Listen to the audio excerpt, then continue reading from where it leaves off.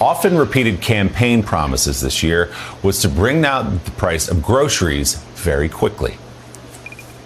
Because people can't afford their groceries, and they're going to be affording their groceries very soon. And I went on groceries. It's a very simple word, groceries. Like almost, who uses the word? I started using the word, the groceries. A vote for Trump means your groceries will be cheaper. It'll also bring your grocery bill way down. I have more complaints on grocery. The word grocery, it's sort of a simple word, but it sort of means like everything you eat. The stomach is speaking. It always does.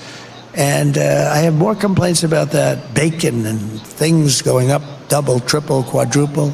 I don't like the tags very much. Look at that. Up 46% eggs. Wow. Up 65%. Wow. School lunch is up 65%.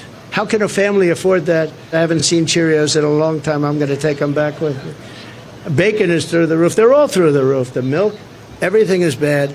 And we're going to straighten it out. We're going to bring prices way down, and we'll get it done fast.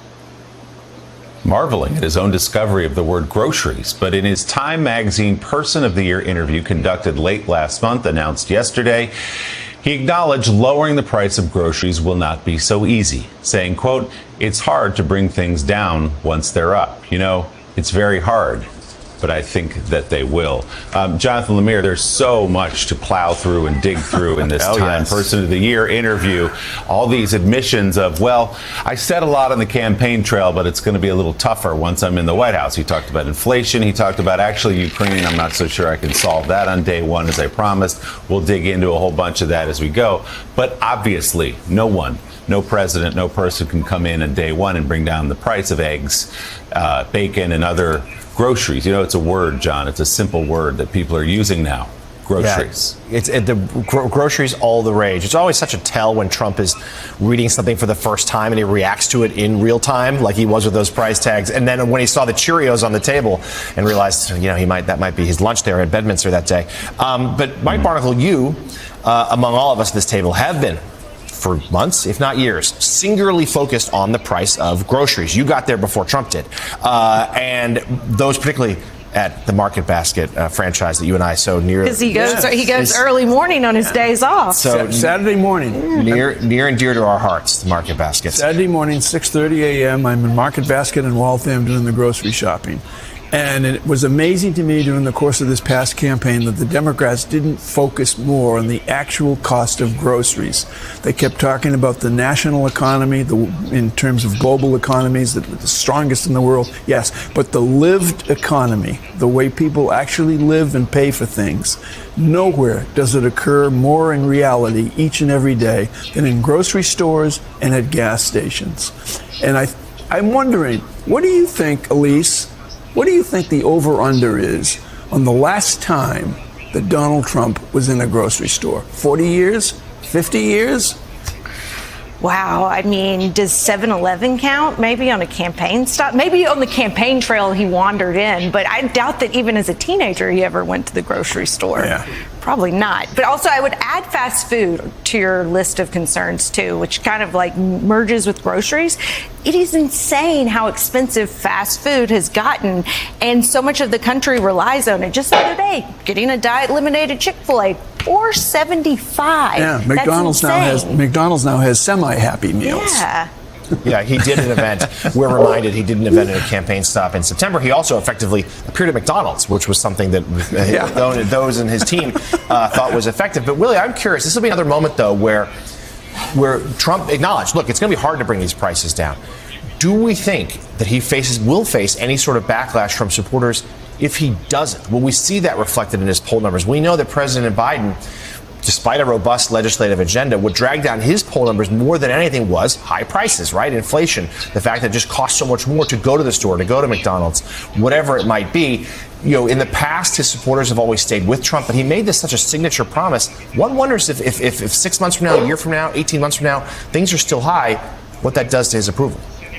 Yeah, it's a good question because it is the issue that cuts across everything.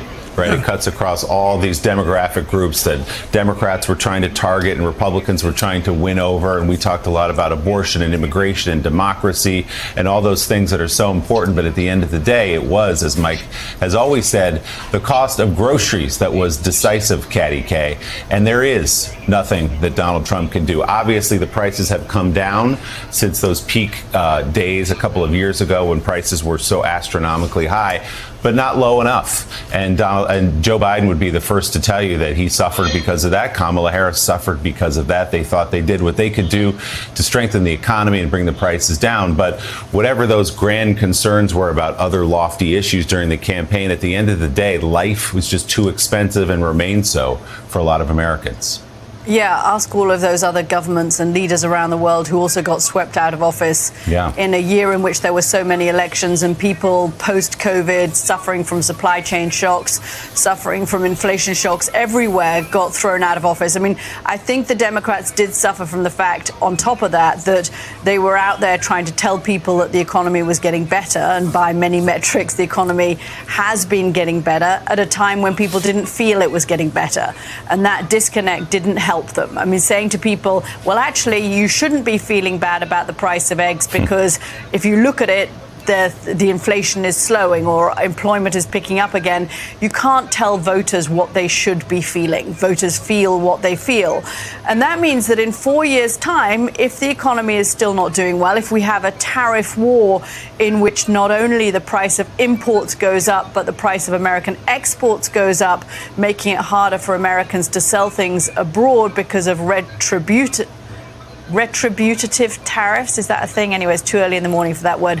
Tariffs that are imposed because of retribution. Then you'll have, do you start then getting some added dissatisfaction? I think it's this cumulative feeling of kind of unease, unhappiness, anger, I'm pissed off. If people are still feeling that in 4 years, sure, they'll blame the party that's in government, whether it's Donald Trump or not Donald Trump. Caddy, generally I would hop in to save you, but I don't know how to say that word either. Let's dumb it down to punitive, maybe. Punitive tariffs. Maybe we both can say